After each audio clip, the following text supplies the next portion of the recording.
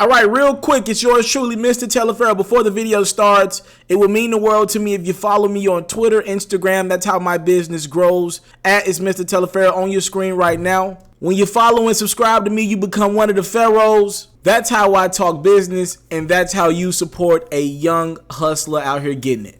All right, Mr. Taliaferro TV, how's everybody doing? Let me break down a couple players in the game just so we're all on one accord, because this crap gets confusing to even me sometimes, and I'm supposed to be somebody who knows what the heck is going on.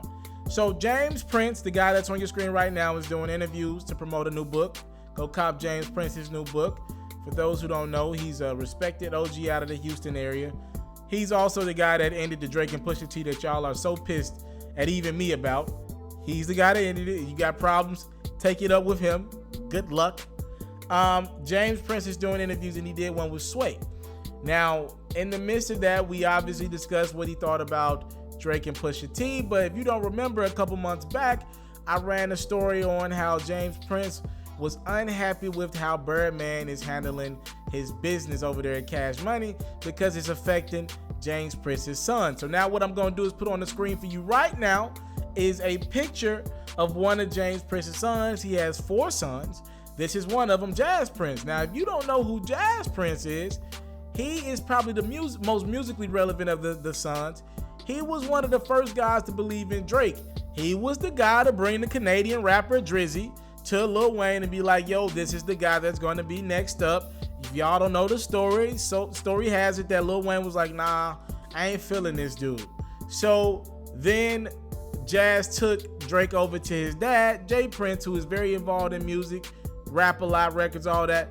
And his dad was like, I ain't feeling them either. So then Jazz Prince took him back to Lil Wayne, and then he kind of finessed it a little bit. He made Drake switch his voice out a little bit, and Wayne wasn't able to tell that it was Drizzy. So then Wayne was like, yo, I like this. And Jazz was like, yo, this is the dude I was telling you about. This is Drizzy Drake. So that's a little hip hop story for you guys. And that's how Drake got his real beginning with Young Money, Cash Money. So this guy is very important. If you think Drake's one of the biggest rappers in the world, this guy is one of the people that helped founded Drizzy Drake. Now, he hasn't got paid as well. If Drake's not getting his just due, since Wayne's not getting his just due, that means anybody under Drake ain't getting their just due. So it's a trickle-down effect. Again, Birdman hasn't paid Wayne, which means Wayne can't technically pay Drake what he's owed, which means Drake can't pay Jazz what he's owed, which doesn't make Jazz's father, Jay Prince, a happy human being.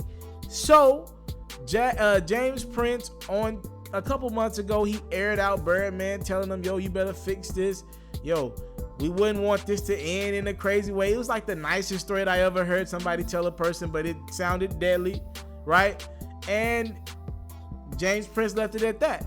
Well, we now found out in this interview with Sway that James Prince is still working behind the scenes to fix things for his son. He said this in an interview. He said, like, I feel like we're moving in a good place with Cash Money. I'm speaking with the universal people. We're prospering toward the right direction. That's a good thing. I feel like this is going to end better than it started. Speaking on Wayne, Birdman, and the whole Cash Money situation. In defense of Cash Money, I feel like the brothers mean right, but may have blew money and didn't have it. In the end, they're going to have to do right by my son, Jazz Prince, and I think that will happen. So James Prince gives us an update, probably as good an update we'll get on the Cash Money situation, and probably gave us an update on Birdman and Lil Wayne's situation as well.